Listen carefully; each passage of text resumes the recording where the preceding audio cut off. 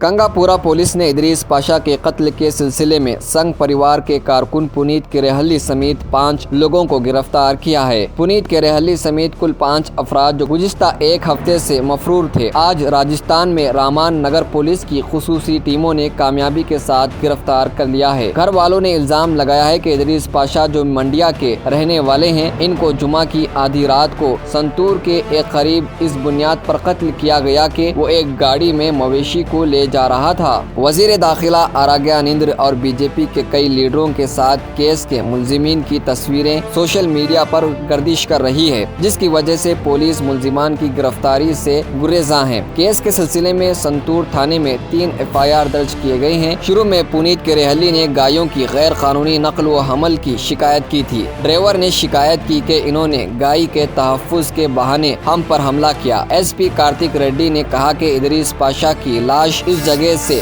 100 metre کے فاصلے پر ملی جہاں یہ واقعہ صبح 8 بجے کے قریب پیش آیا تھا، اور اس کے بھائی یونس پاشا کی شکایت کی بنیاد پر ہم نے ایک اور FIR درج کی ہے۔